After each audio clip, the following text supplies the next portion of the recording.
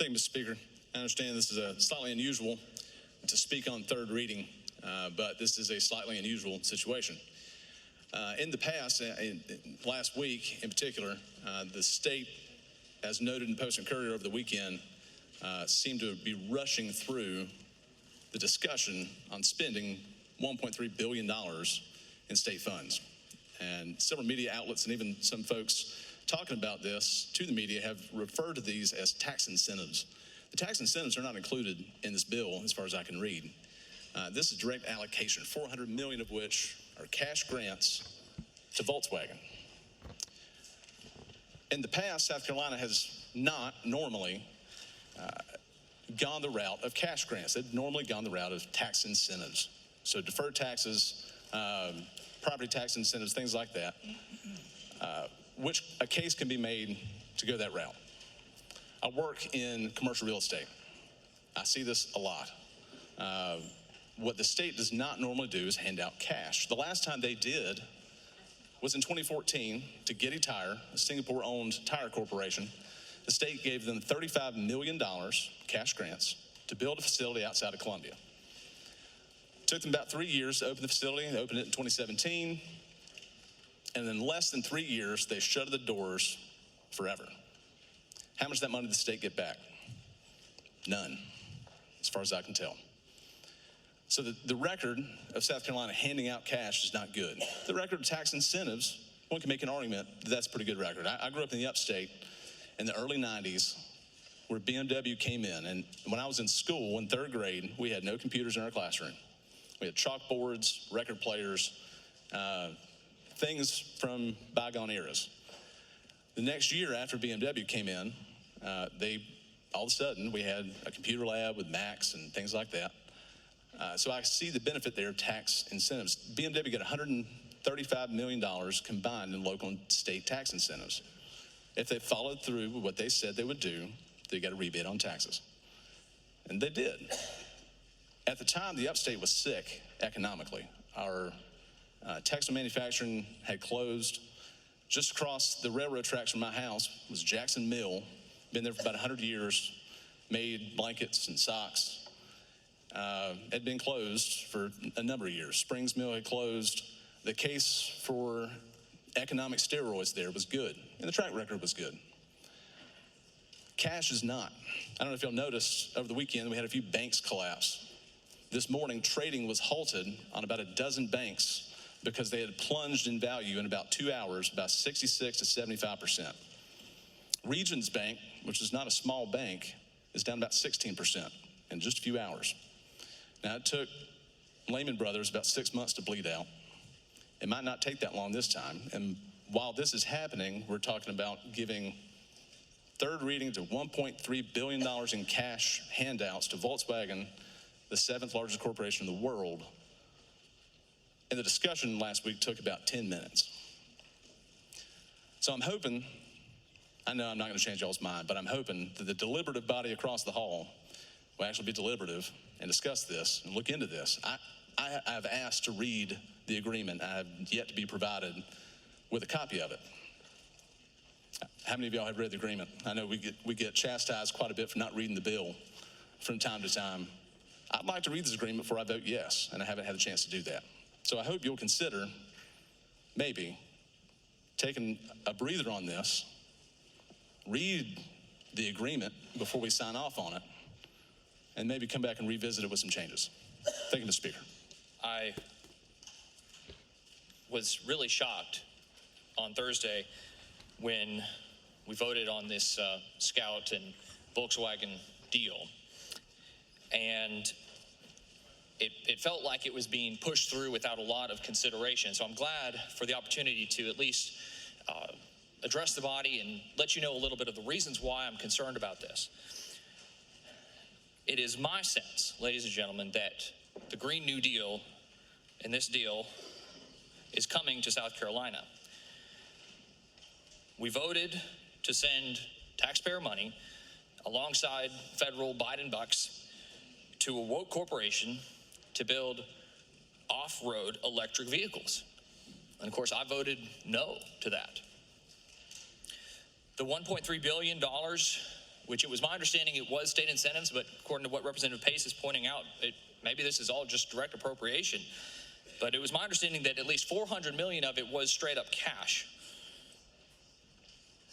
And it was both one of the hardest as well as one of the easiest votes that I've ever taken. And it will be today again, because it's one of the hardest because it's got a lot of shiny packaging, that it's supposedly bringing 4,000 jobs to South Carolina. And I know that this vote puts a target on my back from both the crazy left and the big corporate cronies that we all know exert a lot of influence on politics in this state. But it's also one of the easiest votes that I've ever taken because of how clearly it violates the principles that I ran on. In the first place, government picking winners and losers is the opposite of freedom. Everyone should have equal opportunity to succeed in what God has called him or her to do. No one should be singled out for harm or for special benefits. When the government gives to one company, it tilts the playing field. And so it inherently takes from other companies, as well as from each taxpayer individually. So I personally, just speaking for myself, I do not believe that massive new incentives to the largest of corporations is the route to ultimate prosperity for our state. Even if there are perhaps certain places, and I will concede that sometimes it's needed, there are certain manufacturing situations and certain things for national security where we might need incentives to big companies. But even where those things can be justified, it seems like the projects are very rarely, if ever, actually well thought out. Several projects have straight up failed. It's ironic that this Scout Motors Volkswagen deal comes the very week that demolition began on the uncompleted Carolina Panthers headquarters facility that we were promised.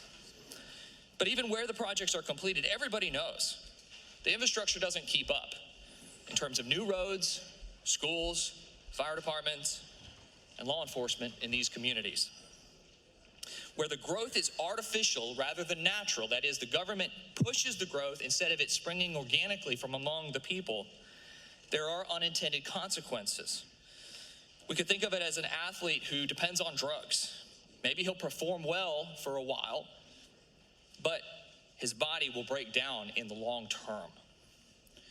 This particular $1.3 billion boondoggle is especially egregious for at least 3 reasons. First, Volkswagen is a woke left corporation, and they're proud of it. They have some of the highest ESG social credit scores in the automotive industry. They make their employees get re-educated against heteronormativity. They prohibit the use of offensive words like mailman and fireman. They even recently hosted a drag queen show at their Tennessee facility. The values they're bringing to South Carolina are not our traditional family values.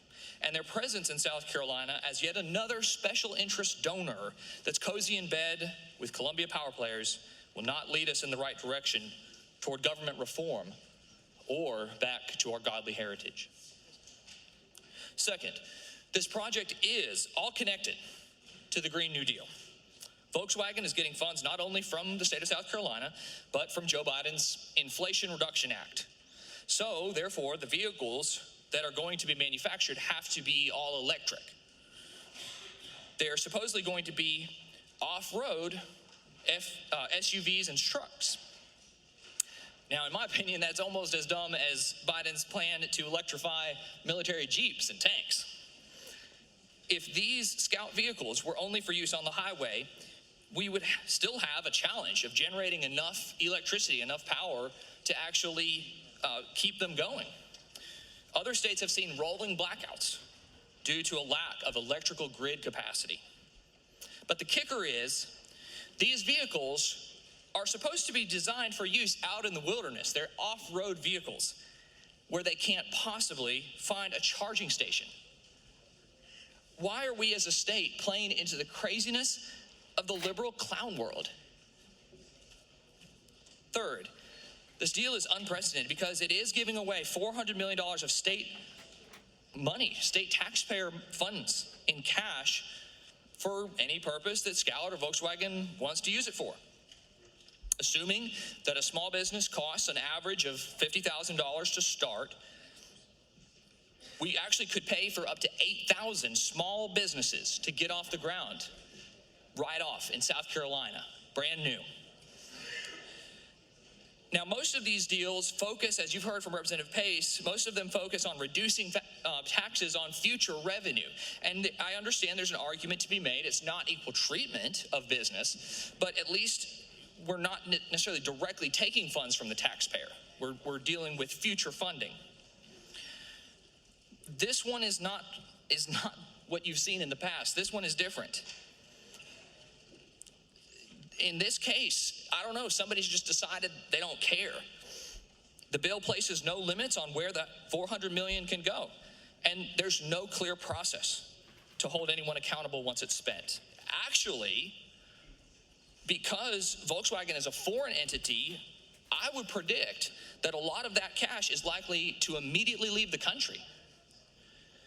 Now, I don't know about you, but I can't think of a more perfect scenario to invite cronyism.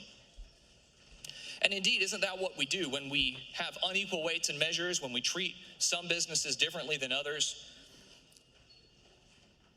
To go to Scripture, the Bible repeatedly condemns respect of persons.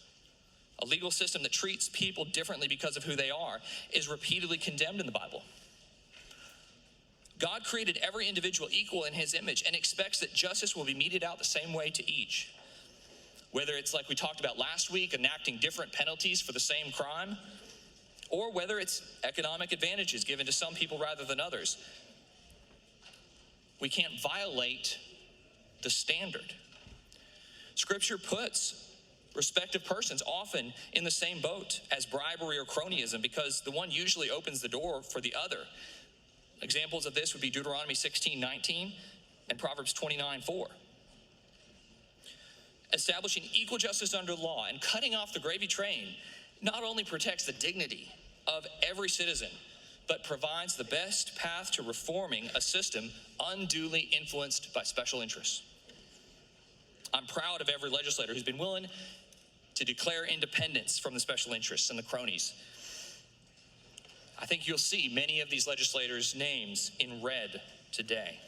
I look forward to seeing big things for our state as the number of conservative fighters continues to grow. I believe that we do have a bright future of freedom ahead for South Carolina. And I would urge you to be one of those red votes. Vote against the gravy train. Vote against cronyism. Vote against taking taxpayer funds and dropping them where we don't know where they're going. It's one of the most easiest votes, I think, that we've ever had in this chamber. I am a little concerned about the direction of my party, the Republican Party. Is this now we've heard of the gray deal, the square deal, and maybe this is called now the red deal, where we use taxpayer money. Did we not learn our lesson when we got involved with the Carolina Panthers and these other projects? Folks, we really need to consider what we're doing here. Magnuson made some really great points that we should consider. I wanted to read one quote that I saw in an article here recently. Volkswagen has built a long history with China and will remain firmly committed to its presence in China.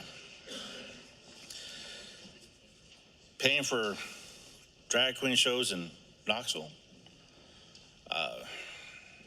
We're rushing into this. I mean, we just found out about this. I did a couple weeks ago, and now here we are.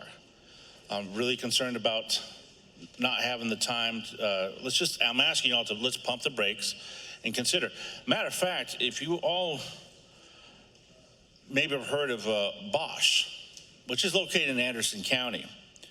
Bosch is currently in development of fuel cell technology as an alternative for battery technology. The fuel cells will use liquid hydrogen, which will be passed through a series of membranes to create electricity, much like what technology accomplishes.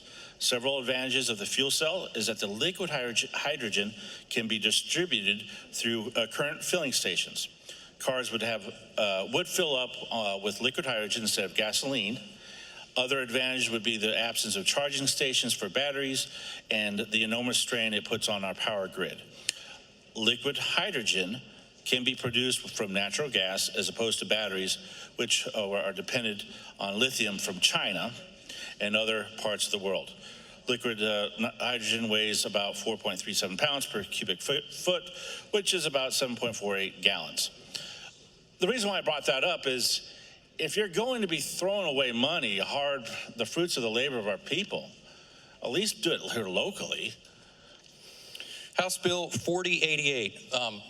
Thank you once again for giving me an opportunity to speak on something I ran against, and that's this crony capitalism. If somebody asked me what crony capitalism, I would just hand them 4088. What are we doing?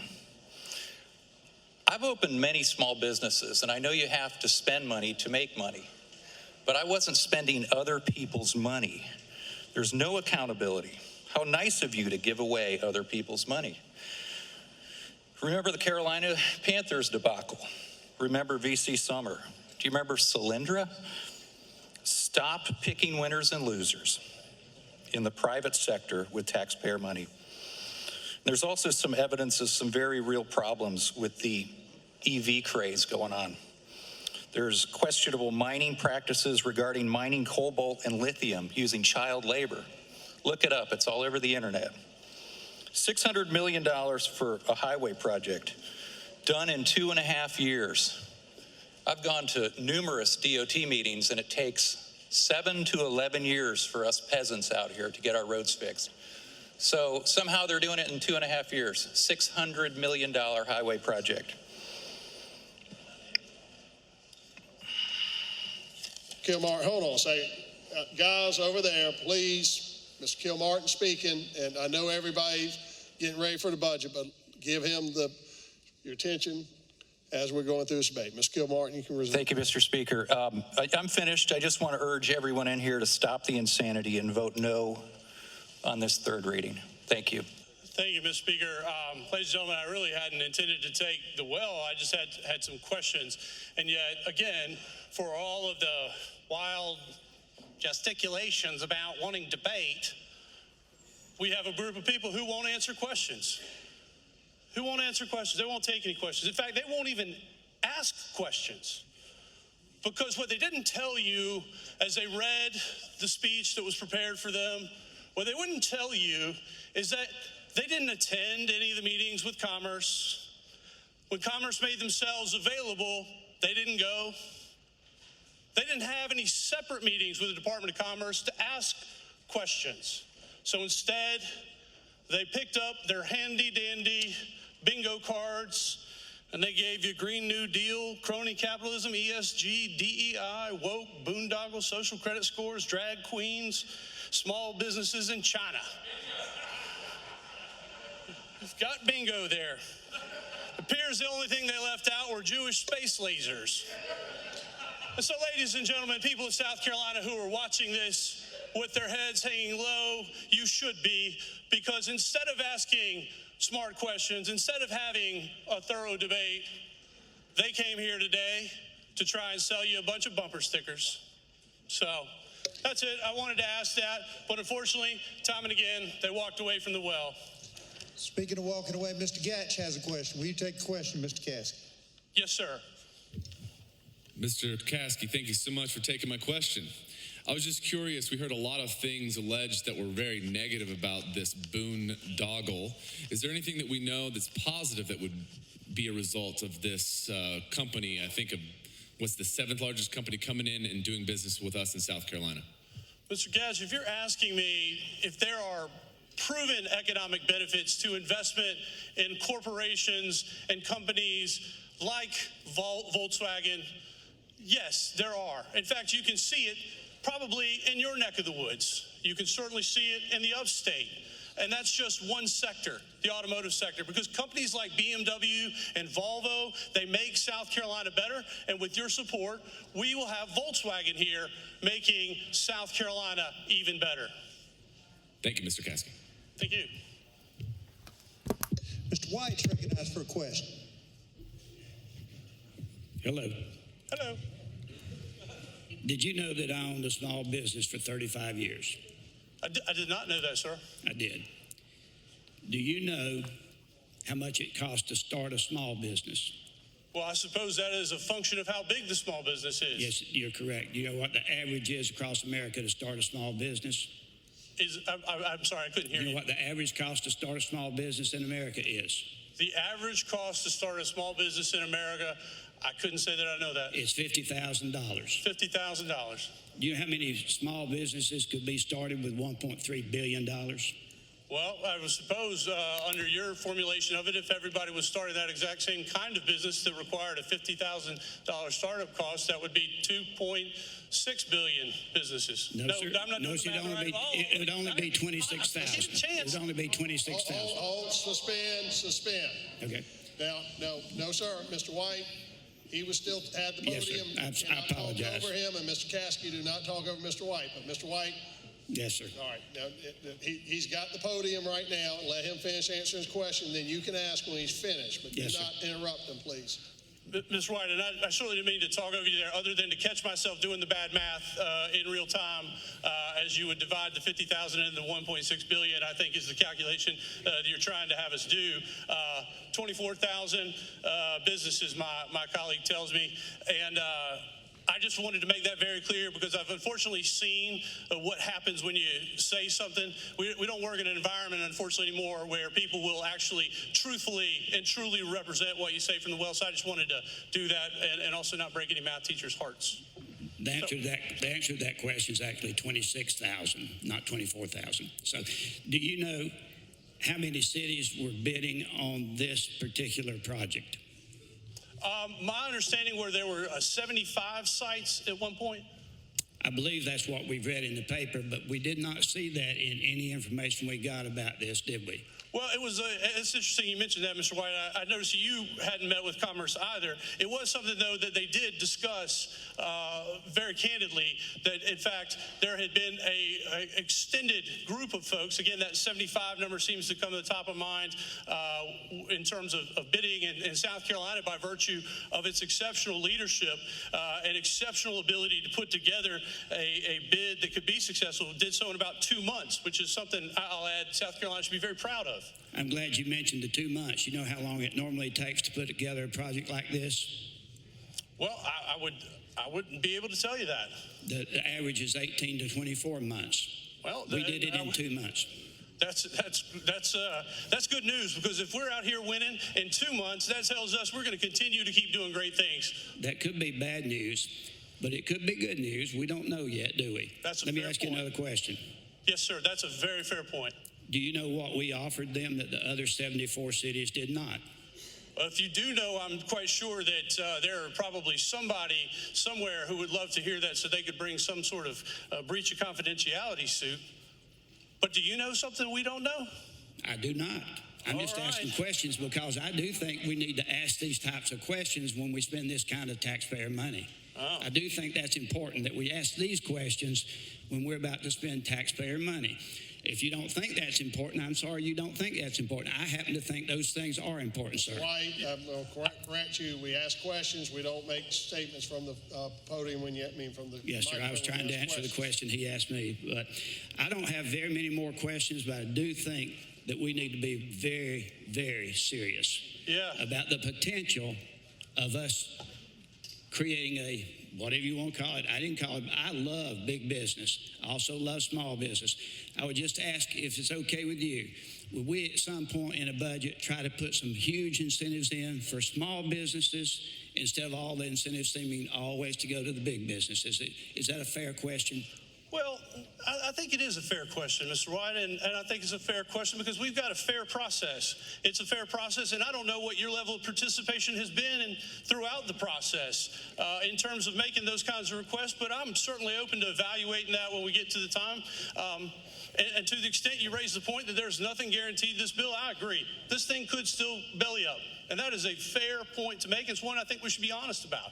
I am a little bit, shaken here that you didn't come to any meetings to ask that. May I ask? I'm bothered you didn't talk to Commerce at all to ask those questions, but they are good questions. I'll grant you that, sir. I'm not here to make points blindly. Well, let me ask you one more question then. When did we find out when did we get the first wind of this possibility coming in front of the House? When did we get the first wind of that? Oh, I'd have to, somebody has probably got it written down. I honestly, I just don't recall. It couldn't have been more than 3 weeks ago, 2 weeks ago. I believe it was on Friday evening. The 9th, is that correct? So that would be, the 9th would have been last week. No, sir, it would have been before that because we took the bill up and voted on the bill on the 9th. So at least a week prior to that. I'm sure somebody can correct the record for us. I have no more questions, but I would hope that some of us would think to reconsider spending this kind of money this quickly without more information. Mr. White, this is the second time. If you won't make a speech, I'll be happy to put you down there, but we're not, body, listen, ask questions. We're not making speeches in a question. I'll let it go for a little while, but that's where you got to pose a question. So we're going to follow the rules. Mr. King is next recognized. And Mr. King, follow the rules, please, sir. Most definitely. Thank you, Mr. Speaker. Rep, did you know that I once served a few years on county council? Mr. King, I have heard that from you several times. Thank you. While we laugh, did you know that a lot of these projects that even when I served on county council, when it's even a smaller number, are kept private until it is time to bring before the full membership? Yes, sir. Did you also know that the creation of this business will also help small businesses and the creation of small businesses in this state? Mr. King, I know that because I've seen it. I've seen it in your neck of the woods. I've seen it in the low country. I've seen it in the upstate, and I'm excited to see it here in the Midlands. So would you agree with me that when we make these big investments in what we would consider this large company coming into South Carolina, but the offset and the offspring of small businesses in this state will flourish? God willing, yes, sir. Thank you. All right, Mr. Kilmartin. Mr. Kilmartin's recognized for a question. Mr. Caskey, did you know that if I hadn't checked my email on the evening of the 2nd, I wouldn't have had any idea about any announcement of a Department of Commerce announcement? I did not know that. Why do you suggest we check with the Department of Commerce before these bills get pushed through and we get an email the day before they're announced to the public? Because they're the people that have the answers. How would I know that we're about to do a $1.3 billion deal with taxpayer money other than getting an email? Fair point, Mr. Kilmartin. In the House, as chaotic as it looks, we actually have a very formalized structure that operates here. And one of those structures includes a House calendar. So we publish in advance things that we're going to take up. For example, this bill that's before us right now, 4088, was put before us last week. And you've had Thursday, Friday, Saturday, Sunday, and today to ask those questions. At minimum, at absolute minimum. And so you could check the calendar, you could check the journal, you could talk to the chairman, you could talk to the sub-chair, you could talk to anybody outside of the echo chamber that seems to sit here time and again and drive a bingo card driven bumper sticker governance model. Were you here on Thursday?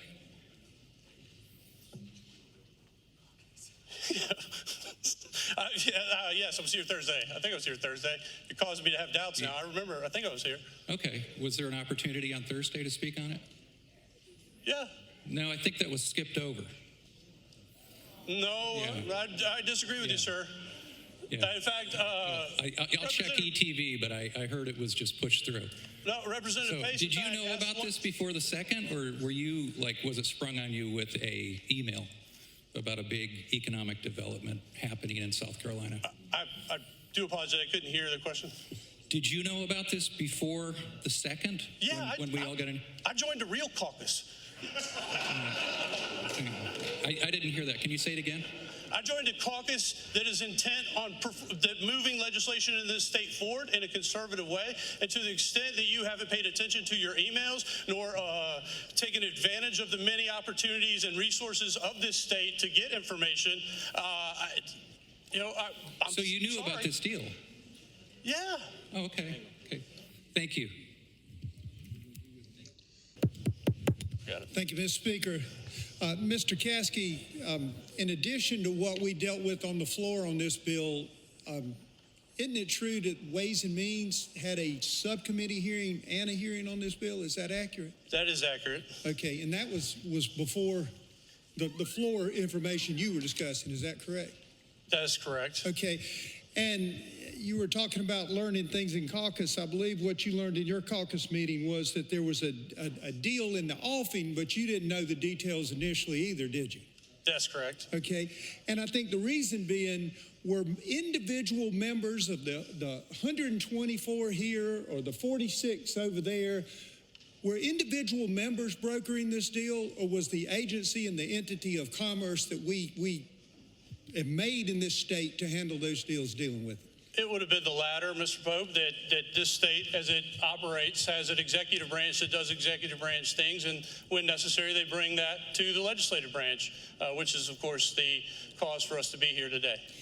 And do you think, in your opinion, would it be effective, and I know we have our obligation and I know what we swore to do, if every time we had a deal, be it a small business deal or a big one, would it be effective for us to individually be involved and negotiate? We can't even keep things quiet in the caucus meeting. Mr. Pope, one of the things I have to tell folks sometimes of why it's so hard to get things done in the legislature is because we've got 124 House members who all think they have the right answer, and we've got 46 senators who all know they have the right answer. So it would be nearly impossible, I think, to try and do things in secret or with any degree of confidentiality if it involved legislators. And so, as a practical matter, oftentimes we have to trust the executive branches, trust but verify, but we have to trust them to do the things they do. Is that correct? Mr. Pope, I think that's right, and I think that that is to the chagrin of many people in this chamber who think that they know best about everything, who think that they were elected to be emperor. But yes, sir, there is a division of responsibilities for a reason. And I heard even out of those 70-something possibilities, it was down to 2, and it could have gone either way as to whether it was South Carolina or another state. Is that correct? That is my understanding, yes, sir. Okay, but I noticed in the past, North Carolina attracted VinFast, and it was $1.25 billion. Is that correct? Yes, sir, that's my understanding. And Rivian, I think, was 1.5 or something of that nature. That sounds about right, yes, sir. Same deal, Georgia, 108 for Hyundai, and we were actually in the market trying to get Hyundai, right? I think it's true there. I think it's been true in Tennessee and Alabama, where other automotive manufacturers have taken advantage of incentives. We don't live in a world with a blank canvas, and for better or worse, we are in a time and resource competitive environment against other states to attract these sorts of transformational businesses. Okay, and now I'm going to hit a little closer to home for me. I'm from York County. I've still got the conference room and the frame thing with the Panthers. We're trying to figure out what color we're going to paint it, right? But when the smoke cleared with the Panthers, is it your understanding that all the government entities, now they had to litigate, but all the government entities got made whole, and so what we're left with in York County is an interchange that goes to valuable development property, which is exactly what we said we were going to do as Republicans. Is that correct? Mr. Pope, as somebody who voted against the Panthers deal, I don't want to have to be in a position of validating what you just said, but it is nonetheless true, I believe, again, as somebody who is now sheepishly in this position of having to answer for that bad decision. Well, thank you, sir. What they say, even a monkey on a typewriter and type something every once in a while, so I appreciate it. Thank you, brother. Thank you, Mr. Pope. All right, that's no more questions. Mr. Caskey is, no more questions. Mr. West is recognized to speak on the bill. Mr. West. Thank you, Mr. Speaker. Just a few things. One is, I don't know who asked the question, but the question was asked, was this process rushed? I've been involved in economic development projects for almost 30 years. And the way this happens is Commerce is contacted by a company who may have an interest, or site consultants may find a site that is amenable to a company that may be prospective, but it's all done within the framework of a non-disclosure agreement.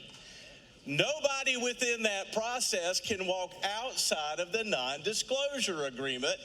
Therefore, that is why we don't know until now, because we're in competition like this project with 74 other cities. 74. All right? Now, they may pick to come to South Carolina for a lot of reasons, but it is talked about in terms of a code name until it gets to a point of an announcement. But the bottom line is this is an opportunity. And the question I have for my Republican colleagues, when has economic development, growing the economy, not been a Republican issue?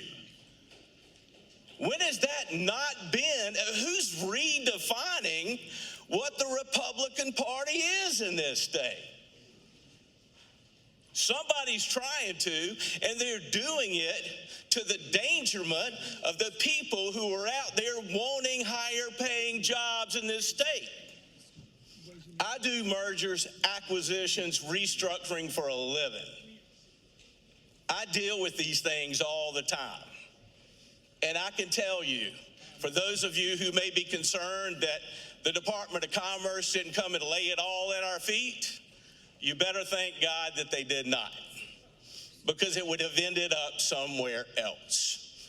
There are non-disclosure agreements always involved. I would like to say something else too. There was in my opinion, a fallacious statement made from this well, and that was this is a part of the IRA, the Inflation Reduction Act from Washington. It is not. There is nothing in this deal that says it's the IRA. Nothing. Nobody benefits. Now, a customer may benefit, but if you have verification and proof, I ask you to bring it to this well and show it to this body. They deserve to see it. Because we can't talk in hyperbole, we can't talk about things that may or may not exist, and we certainly can't act on assumptions anymore. This is too important to this state, and it's something that we need to take to heart and begin to really focus on what it means to make the lives of our people in this state better. Be prepared to go home to your people and say, I know you want a higher paying job, I just can't do that. Or go home to the people who are on public assistance that we're giving away to get out of that and to get a higher paying job and say, nah, we want to keep you on public assistance because that's where we want you to be. Are you willing to do that? Are we going to stand here and every time South Carolina has a great opportunity in front of us, we're going to pull out assumptions, and we're going to pretend to be engineers, lawyers, CEOs, and we're just going to puff in the wind. We can't do that, and there's one reason why. Because you can bet they're watching everything that's going on. They read the newspapers. I've had a project that would not come and locate because of what was said in the newspapers. They just wouldn't come. So you're gambling. You're gambling with people that want higher paying jobs. You're gambling with the community. He's looking for a tax base so they don't have to keep raising property taxes. You're gambling. Thank you. Mr. White has a question. Mr. White's recognized for a question. Mr. West, I say again, I'm for economic development. 100% for economic development. Do you think it would have been best if the information you verbalized to us just a few minutes ago may have been in writing somewhere for us prior to us voting on the second reading of this bill? I want to repeat it to make sure I get your question right, Mr. White. Are you saying, do I think it would have been better for the information I talked about to be in writing earlier? Yes, sir. Is that correct? Well, look, I mean, we're all bound by certain frameworks that are out there, one being NDAs, non-disclosure agreements, and confidentiality agreements. It's my understanding that the governor was not told of the full deal until March 3rd. I know that when Mr. Lightsey came over a week ago, he spent an hour with us in the Republican caucus and then went to the Democratic caucus. I know there was an email, there were Zoom calls. They were on call all weekend and week for other questions pertaining to this deal. So, you know, considering the framework, how those deals work, how they're structured, confidentiality, NDAs, I don't know that it could have been out any more than what it was. So are you telling me that we could not have been given this information last Thursday?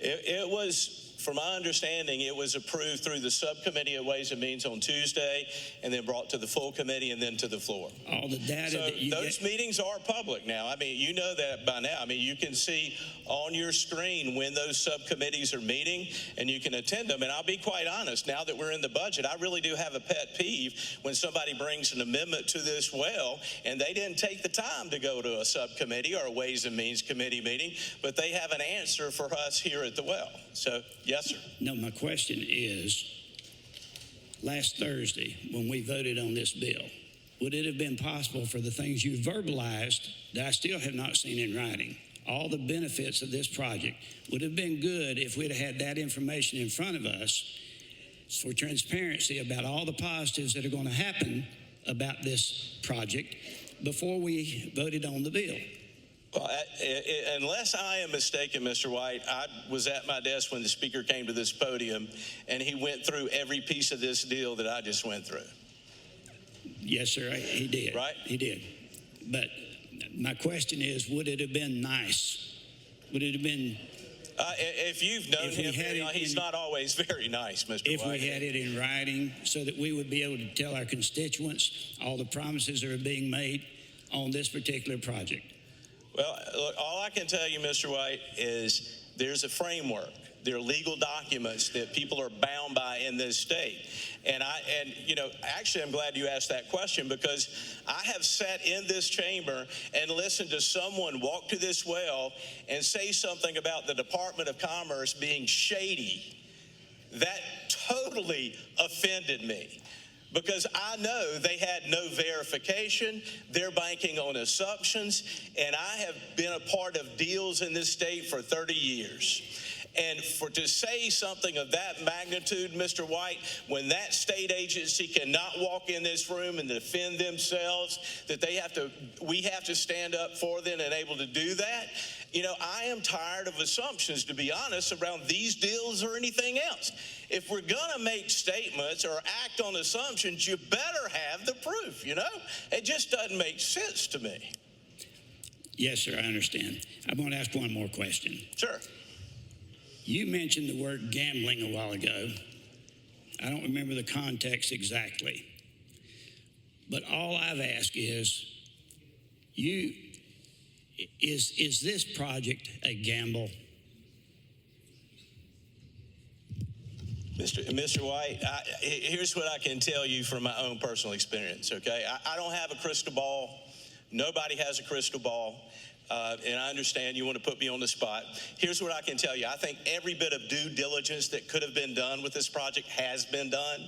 I believe the Department of Commerce has acted in nothing but good faith. I have trust in Governor Henry McMaster beyond, you know, any other governor in this country right now.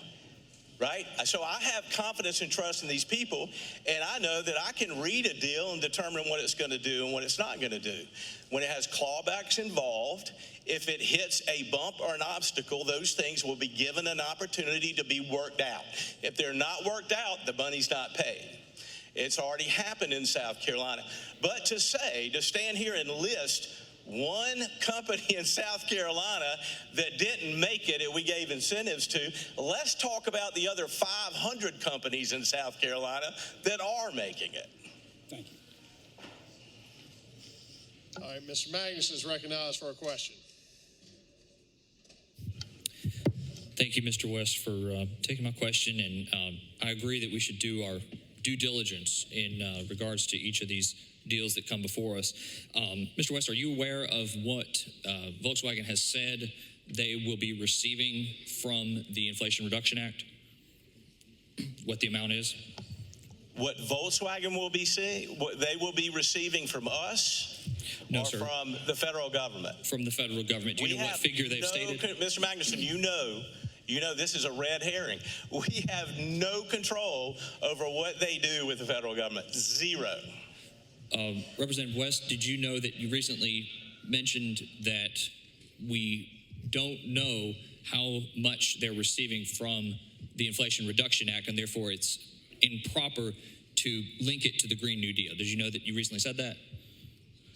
I did not know that. I have heard the Inflation Reduction Act brought up, but as it pertains to this deal, when I checked into it, the Inflation Reduction Act is not cited in this deal anywhere, nor is it a part of this deal. And I'm guessing, if I'm right, the biggest problem you have is that it's federal dollars coming into a company, right? I mean, the expense of federal.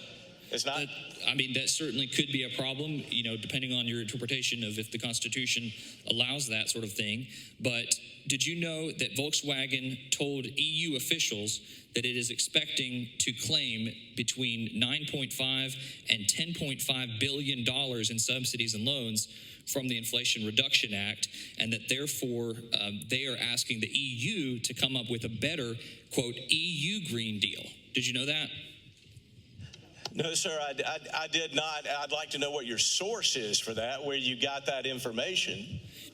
Did you know that it's electric.co? It's a magazine. If it is an online article, we should all believe it. Absolutely. Yes, sir, because everything online is false, even if it's in black and white, that they're citing specific facts. Would that be correct, that if it's posted online, we should not believe it? Not, but I know how these deals work, Mr. Magnuson. Sir, here's what I have found numerous articles that verify Mr. this. Speaker, can I finish my comment? Mr. Magnuson, I'll give you the same as Mr. White. Y'all, we ask questions, answers, question, answer. Body, we're not talking over one another. So, Mr. Magnuson, what I can tell you about how these deals are structured, right? We're talking about an international company, right? That's home is in another country right now. They're moving here to build a plant for one particular vehicle and maybe another in phase 2 and maybe another, all right? When that is being done, when things are being negotiated, trust me, everybody is leveraging, which is a beautiful word if you're in business, everybody is leveraging position to gain more. And it may be that they're trying to gain position with the EU there on their current factories that are staying there. I don't know what the deal is. Here's what I do know. Until you have actual truth and verification of any of these deals, you have to have context of the deal, and I'm not willing to step outside of context. What I know to be the context of this deal is almost 12,000 jobs in just phase 1. I mean, I think people care about that. I think there are a lot of people. An Uber driver I was with the other night asked me, when is this thing coming? How do I apply? They want these jobs, and we're going to have questions about this? Oh, yes, sir. Okay. I would ask also another question, because you mentioned about the Republican Party and the traditional stance. And did you know that the Republican Party platform currently states that cronyism is inherent in the progressive vision of the administrative state? When government uses taxpayer funding and resources to give special advantages to private companies, it distorts the free market and erodes public trust in our political system. Did you know that it said that? Have you read that recently? I have also read where it talks about every American deserves a prosperous life, right? I mean, it says that as well. But let me ask you, that's a good question, but I think a better question is simply this. We're not talking about every business in South Carolina coming in with an economic development deal. We're talking about a major company that will bring in other businesses, elevate small businesses. I don't think we're distorting any Republican Party platform. I think this is opportunity to move forward. And the real problem right now is look, I'm in the Republican Party. Which side are we talking about? Well, currently, that's what the Republican Party platform you are states, not in but favor we'll of this respectfully deal, disagree. right? Yes, sir. Mr. West, he was asking a question. All right. Thank you. We respectfully disagree. You're welcome. Thank you. Mr. Valentine, you recognize, sorry. Thank you, Mr. Speaker. Colleagues, I appreciate your indulgence for a minute. Those of y'all that have been around the block a few times here know that I don't take this well that much. Hey, man, come on now. If I take the well, it's because something's important to me, something struck me, or something's important to my constituents. And that's why I'm up here right now. I'm shooting from the hip, and I want to share what's on my mind and what's on my constituents' mind back home. And y'all have talked a little bit about it briefly today. Just this past week, and I've been doing this a while like some of y'all have, just this past week, I got bombarded by what I call real people. Those are the constituents that we represent back home. I'm not talking about the news media or the national kind of stuff or whatever agenda's going on. I got bombarded by real people who said, Nathan, what the hell are y'all doing up there? What the hell are y'all doing up there? And I've been asking myself the same question. You know, last week y'all heard it mentioned, we had a bill that would allow women, encourage women to go hunt in the woods. My gosh, y'all, last year we would have passed that in 30 freaking seconds. Go do it, no big deal. But instead, it became some woke issue that we had to talk about. And you know what? I had to tell people, because I'm catching grief for some little amendment that was up there because of how I voted. And I had to tell people, y'all, here's the deal. If you want to talk about men competing in women's sports, let's have that debate. Let's have that conversation. But if you want to talk about what is a woman and going in the woods to hunting, that ain't the time or place. I think that's BS, what we had to put each other through. And then the hate crimes bill. Y'all, I don't need to remind y'all what happened in Charleston. I mean, that we degraded the memories of those people in the debate with the little BS stuff that we had to put up with. And I'm seeing it again. And you know what? Here's the deal. Let's have a serious debate. We're having a serious debate here. This is economic incentives. I gotcha. That's serious. Let's talk about it. If you want to choose who on the team is going to go up and speak and prepare remarks, that's fine. But my advice, take it or leave it, is come up here when you care about something and speak passionately about it. Don't have some script and then sit down. I don't care if you take questions or not. That's your prerogative. I might go sit down myself because we've talked about this long enough. But just be real to those people that you see out on the ball fields, at church, your Rotary, at the grocery store, people out there that are trying to make a better living for their family and for our state. They don't care about whatever this national stuff's going on. I always joke with people, a lot of my colleagues get elected and they think, they're a little bit more important than what they really are. They like to think, hey, I can do stuff. Federal funds, yeah, I can stop that. That's what I do. No, you're an elected official here in the state. And one thing I learned early on, and you don't have to agree with this, I'm just getting this off my chest, frankly, but I wish somebody would have told me this years ago. There are about 40 or 50,000 people that can vote for you, but each of us is elected to represent the state. And some of y'all remember Bessie Moody Lawrence, and I've already kind of ruined the end of where I'm going to go with this example, but a House member was up here talking one day, and I turned to my desk mate at that time was Nikki Haley. And I said, Nikki, I don't even understand the words coming out of the mouth of that representative. And she said, well, Nathan, you're white, she's black. You're young, she's old. You're from a city area, she's not. You're a Republican, she's a Democrat. And that's when I learned that we all represent people differently back home. So if your people want you to define a woman going hunting, I got it. I just don't know if you're talking to your real people. Now, I want to talk about the budget that we're getting to, and I'm going to tie it back, Mr. Speaker, to this bill that we're on here. But it goes hand in hand. This is some serious stuff. This is why we were sent here.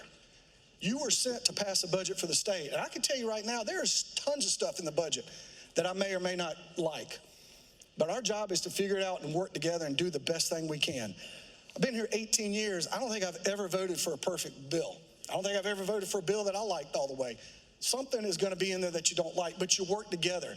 You find solutions. You just don't pontificate and get up and try to score points or try to take digs at other people. So I looked last week at a couple people that had voted red up there on that board. And again, that's everybody's right.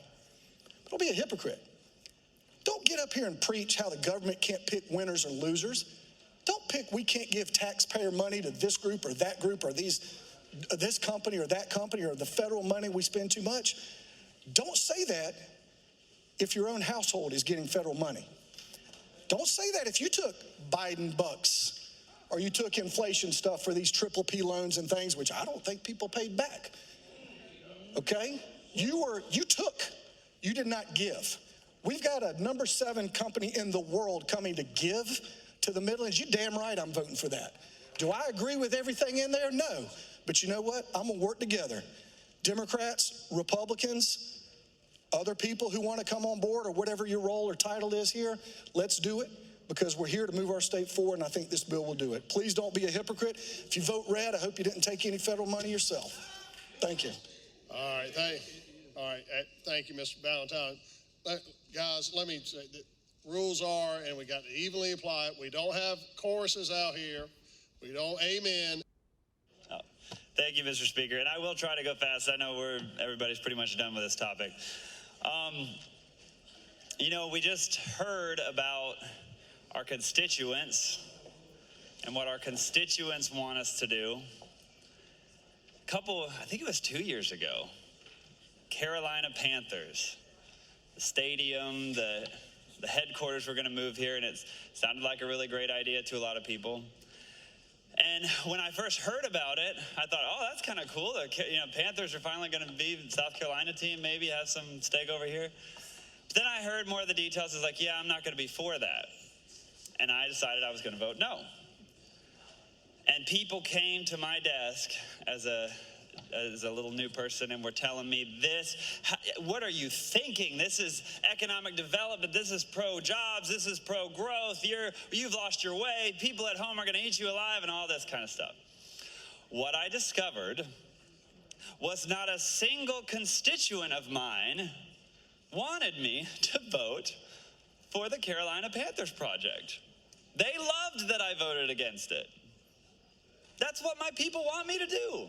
By the way, here we are discussing this. By the way, also somebody mentioned that we weren't rushing through this, and I had to laugh at that. Very few things get put on special order, and I don't want to call anybody out, but I technically did have my hand up to talk on it. Somebody didn't see it. That's totally fine on Thursday. I'm here now talking.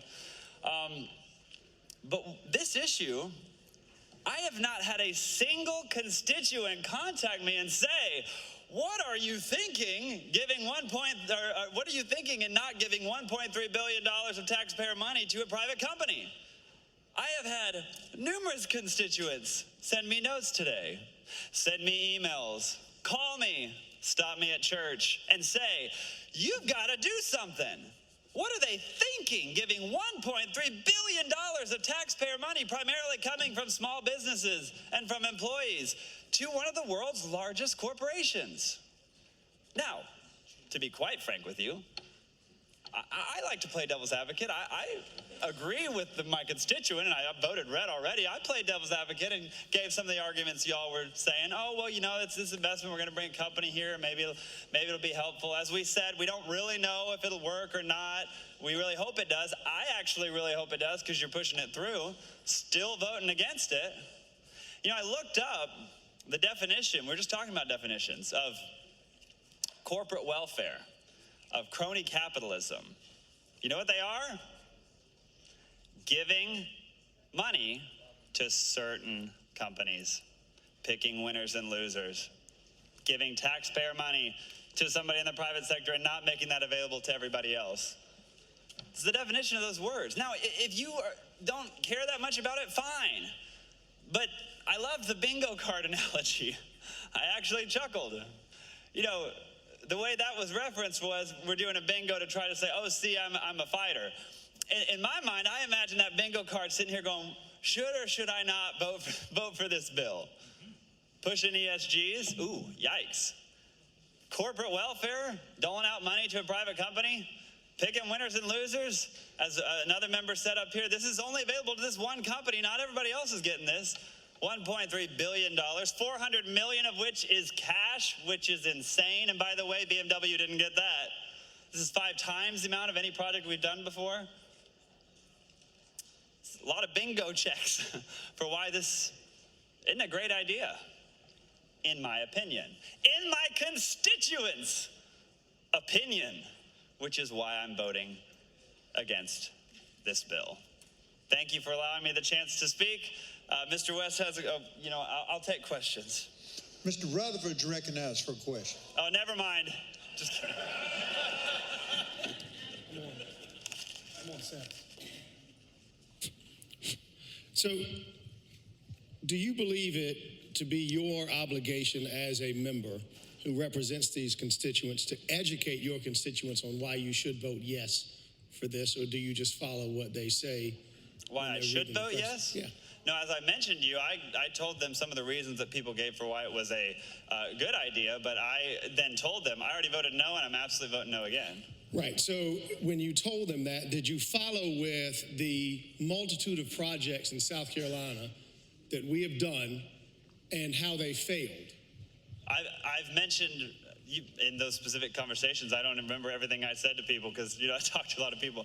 We discussed past failed projects, and I discussed how some projects in the past have been successful. Yeah. Like which ones have failed? We already had some mentioned earlier.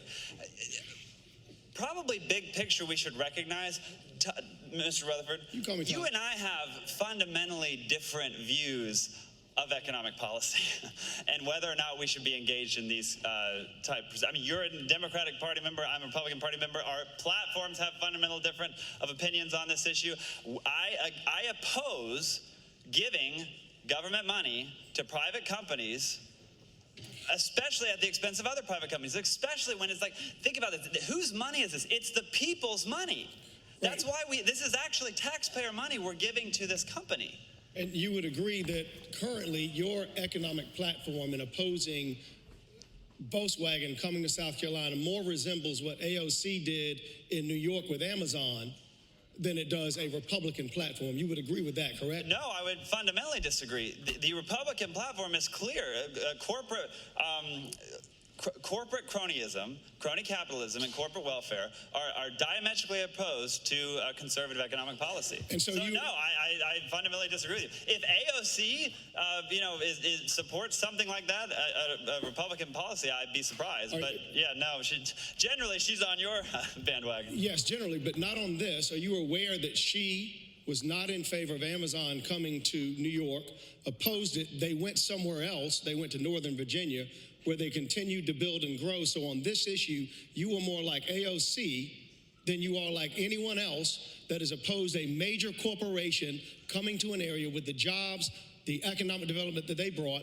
AOC did that in New York, and you are doing the same thing here. So how do you juxtapose your position with AOC in New York? Just to be clear, they were going to give $1.3 billion of taxpayer money to a private company? It was actually more than that. And Northern Virginia has benefited even more than that. So again, my question to you, how do you juxtapose your stance on this issue, if I could finish my question? It's so easy. How do you juxtapose your stance on stopping a major corporation from bringing major economic development to South Carolina with what AOC did in New York, where she stopped Amazon from coming to New York and bringing jobs and economic development there? If you think I'm going to drop my core principles and values at a whim because you tell me that somebody you want to demonize or who you think I'm going to demonize did it and that's going to make me quit, I really don't care. I'm telling you, a conservative viewpoint on this issue is that we should not give $1.3 billion of taxpayer money coming primarily from small business and employers, or employees and employers, to one of the world's largest companies. Right, and so including $400 million of cash. In so doing, you are taking the very same position as someone that I didn't demonize, that you would demonize, who stopped a major company from coming to her area. You, in fact, are supporting not bringing thousands of jobs to South Carolina. You are, in fact, are you not, supporting? No, absolutely. As I mentioned, the answer is easy. I hope VW moves here. South Carolina is a fantastic place. It's a fantastic place. We got all the reasons in the world for companies to move here. I hope they move here. I'm just not willing to give them $4 million of taxpayer cash to do so and a $1.3 billion incentives package. And I get that some of you are fine with that, and that is absolutely fine. But we have a huge issue here. The pressure in here in Columbia is for me to not even vote red on the board. Y'all might not know this. A dark money entity that was created on Tuesday, the day after we voted for this, I went home and a attack piece went out in my whole district about the fact that I voted for this. And then over the weekend, there were ads going out on digital ads over this. That I get that the people in Columbia, that the lobby wants me to either not vote or to vote green on this. But my constituents want me to vote red, and they want their tax money spent on core government functions, on their roads, on their schools. That's what they want their money spent on. So, they don't want us in here trying to play this government planning thing where we in our bureaus can figure out where the jobs should be, who should be employed, how much money should be allocated where in the private sector. It never works. It's socialism. It's never worked anywhere before. So what are we doing trying to do it here? But you agree with me that you could not point to a single project in South Carolina that we've done on a massive scale that has lost this state money. You would agree with that? That's failed? He just mentioned the tire company that did. We lost $45 million on a project here. That is, I'm sorry. The Singapore. He just referenced that earlier. We did lose money on that. And the Panthers that we have. I get that we want to say that this is this wonderful interchange. You know, some people are calling it the interchange to nowhere. I haven't driven on it, but that's what I've actually read people saying. So maybe I should go drive it and check it out. I think that you can absolutely find instances where there are projects that have failed, and to assert otherwise is no, sir. I said massive economic development projects. Well, we've never had one this massive. It's $1.2 billion. We're breaking all the records in here today. And so now you agree that we've never had something this large. You understood that other states were competing to get it. You understood that other states were trying to dole out money to get it, and yet you still suggest that it's a bad idea. Absolutely. I think those other states are also taking their taxpayers' money that they earned, that we took, that we have in reserves. We're going to go now give it to the favored company of our choosing because we think that this is the best idea out there. As I mentioned, all these companies can move here. In fact, if you haven't noticed, a ton of companies are. A ton of people already are. But we have this fundamental problem in government. Like we keep talking about development. It's so good. It's so great. Well, yeah, development is good. But is development always good? Are there people in here that oppose gentrification? Are there people in here that support the conservation of resources? Because unrestrained government actually oftentimes has really bad implications. And what we're doing here is we're hoping that this project does all the great things that we want it to. But we really, as we mentioned, we're kind of taking a gamble. It's a gamble I'm not willing to risk. It's a gamble others in here are not willing to risk, but I get a lot of you are, and that's totally fine. I'm at least glad that we're having the open debate and dialogue about it. So, Mr. Morgan, can you tell us, and we talk a lot about evidence-based practices, can you tell us, can you show us a state that has developed the model of not picking winners and losers, not giving money to big projects, not doing all that they can to bring in projects? Can you show us the state that has done that and won? You mean like maybe world history where free market principles have worked pretty well? No, the state. I'm pretty sure that's not a state. Probably most of the states, the U.S. government used to kind of do it a little bit more. We've kind of lost our way recently, and you're right that we're creating this culture where we have to throw taxpayer money to try to win these corporations over. But I would suggest to you the beauty and the backbone of South Carolina is not its mega corporations. I'm glad some of them are here. The beauty and backbone of South Carolina is the small business owners and the small business community. I think that there are people that would suggest, you might agree with me, that the beauty and all of that of South Carolina is the fact that we won, that we got a $1.3 billion donation to a company that's now going to pay back. That's coming. What the beauty of South Carolina was built from stuff that was Gentlemen, order. Let him finish his question. Mr. Rutherford, ask a question. Mr. Adams. Mr. Morgan, you might agree with me that, again, what we got was the ability to give money to a company who's going to create here and come here and create thousands of jobs and help with an economic corridor that is in desperate need of help. That corridor includes Fairfield, Chester, Lancaster. You would agree with me that, in fact, we won, would you not? You mean you won the bid? Yeah, sure.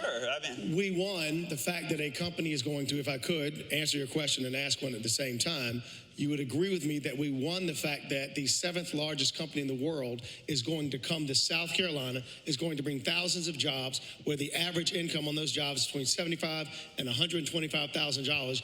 You would agree that that is in fact winning when you can create that for your state, would you not? No, I would say that, yeah, you won the bid, but at what expense? And as we mentioned, this is a gamble. The Panthers deal was a gamble that flopped. This is a similar gamble, only worse, because this time we're giving taxpayer cash, taxpayer money to this company. So, yeah, I hope it works out like you're saying. I am not willing to gamble that with taxpayer money. Why? I'm a conservative.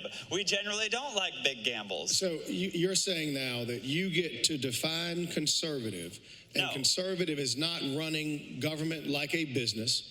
You agree that not reinvesting funds in a business, the way that South Carolina is doing with this project, could in fact, if we took your way of thinking and just say that we're going to look down, make it so that South Carolina does not have big projects like Volvo, Mercedes, Boeing. You would agree that by constantly looking down that we may not ever get the opportunity to bring those projects here, would you not? This may be difficult for you to understand because I understand things in here have been a long way for a long time, but actual Republicans and conservative Republicans were against government planning, corporate welfare, using taxpayer money for private projects. So sorry, I get that you might think that that's not like the norm in here is we're totally fine with that, but conservatives statewide. Also, you're actually on a point there.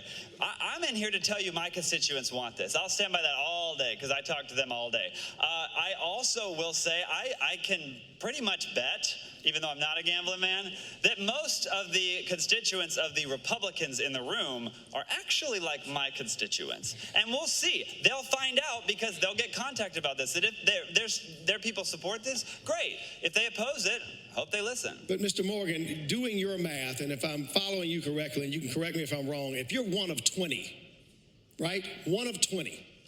And there's a far greater group out there that exists, one of 21, rather than one of 63, 62, what would the number be? I'm sorry, I don't know what you're talking about. 21. Yes, because if you're one of 20 in a caucus that you believe defines what it means to be conservative. No, that's not if you're one of, if I can finish talking, you would be one of 20.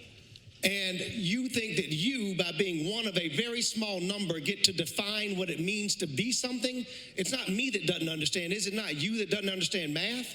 No, I think that maybe you didn't realize there's a lot of people that have spilled a lot of ink over the years to define different philosophies, economic philosophies, policies. I don't believe that the Freedom Caucus is the definer of what it means to be conservative now. Now, the Freedom Caucus absolutely regularly comes in here and defends and fights for those conservative principles, but I would suggest you go read all sorts of people. Goldwater, you can read Hayek, there's so many different people that you could go out and read and get caught up on your conservative. Because in fact, you're suggesting that you've read all of them, and now that allows you to determine what the answer is and what is conservative, and that you embody and define conservatism, and others don't. No, because you said so. I believe in objective truth, and I think we can apply and know whether something is right or wrong based on the facts and realities. And there is a clear definition for conservatism and republicanism and the party platforms. And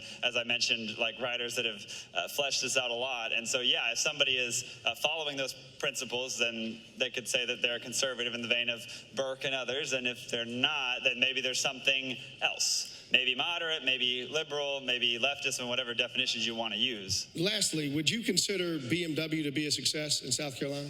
Yeah. Would you consider Boeing to be a success in South Carolina? Yeah, I think so. Would you consider Volvo to be a success in South Carolina? I think so. I'm less familiar with Volvo, but more familiar with the other two. And so at some point, would you consider the fact that South Carolina's track record on bringing major projects into this state has a winning record, and therefore, again, commerce should be listened to rather than those people back in your district that may not have ever brokered a deal, may not understand what it means to being a project, may not understand economic incentives. So what you're suggesting is we should listen to the people back home in your district rather than the people at Commerce that have been successful at bringing these mega deals to South Carolina. Mr. Rutherford, I don't think that you could have espoused a philosophy that disagrees more fundamentally than me. I completely disagree with you, and I think that you believe what you just said. But no, I 100% am going to listen to the people back home who I represent in this house, and you should listen to the 40,000 people in your area and not and not the bureaucrats at Commerce, and not the lobbyists, and not the multi-billion-dollar international corporations. You should listen to your constituents like I am. So yes, I will always fall back on the common sense of the wonderful people from Taylor's and Greenville Eastside, far more than I will ever listen to unelected bureaucrats, other representatives in here who have been here for far too long and have maybe managed a whole lot of these deals, and far more than I will ever listen to any member out there. So, Mr. Morgan, we don't need a Department of Commerce in your eyes. What we need is your people back home, and they can broker the deals and bring business to South Carolina. You know, is that it's right? amazing, Mr. Rutherford. If you look at my district, my people are quite industrious. They started all kind of businesses, and I would be shocked if you don't have a lot of those same people in your district. It's amazing how smart they are at getting these deals, at starting these companies, and at making this state what it is, and not the Volvos and the VWs, whoever might come in here and make it a little bit better. Those are not the beauty of this state. It's the people that every one of you represent. So industrious means that you can negotiate multi-billion-dollar contracts with multinational corporations. That's your definition of industrious, or do you believe that we need experts in the field? The potential of the people in my district and your district to start companies that end up being those companies, oh yeah, I got some very sharp people who do all sorts of great, amazing things. So you've had someone back home start a business that has turned into the 7th largest business in the world? Well, I've been in here for 4 years. I'll tell you that I won't be shocked if I have some of those. Did people that came from my area start major corporations and do amazing things? Yeah, they did. Do some of those people have businesses that service, say, BMW? Yeah, likely. So bringing a BMW here to South Carolina allowed the people in your area to start businesses so that they can service a multinational corporation that was brought here by the Department of Commerce? Yeah, is that what you're saying? But are we going back to the fact that there are some times and projects that have worked and some projects that have been successful? I've already told you, yes, that is the case. Let's remember that when we come down here, every law that we pass, every rule we have, we all have good intents, and we can all come up here with good reasons of why something might or might not work. But what we do, we affect people's lives, we affect people's freedoms, and we either take or use people's money. And so we all had good intents. Some turn out well, some don't. I'm saying this is unprecedented. It's the highest we've ever done, 5 times what we've ever done before, and I'm not willing to take the risk. I think that we should be much more cautious and not give $4 million of taxpayer money to a private company. You say $4 million, 400 million, excuse me. Right. Thank you. Yes, sir. Yes, sir. But lastly, Mr. Morgan, if the people in your district have the opportunity to create businesses that service companies that were brought here by experts in the Department of Commerce, and those experts, according to you, have a winning track record, why would you not trust them again? We have a mixed track record. We have some cases that have done very well and some that have turned out badly. Either way, it goes back to, am I wanting government to grow and grow and grow in all these services and all these things that we're going to do? Do I want us to get more involved in controlling and planning the private sector or less? I want us less involved. I don't want to keep breaking these records and spending more taxpayer money and planning why Blythewood gets it and not Darlington or not, Bamberg, places that really need it. Like we don't, when we try to plan it, so often it goes badly. Like let's just let the private sector do that. Let's let the free market actually operate. Did you attend the briefing and ask Commerce why they picked that site? Because there's an answer for that if you want it. Or yeah, go for it. Talk about it. Because of the size of the site, the county had already bought the site, and so the site was available. It's pretty much the only site like that in the southeast. And so again, if you had gone to the briefing and posed that question to Commerce, I could have actually. I was aware actually about the site. So then you know why they chose it. So once again, we go back to, if the site's great, the area's great, why didn't the company move here? Why do we have to throw $400 million of taxpayer money in order to entice them here? But I thought you said you knew the answer to that. If you did, then you would know that the reason why we have to throw the $400 million in there is because the dirt was not right. And so they needed us to help with the site prep. And so, in fact, I thought you understood what the That's only part of the incentive, not all of it. Polls closed. Clerk will tabulate. By a vote of 100 to 14, House Bill 4088 receives third reading.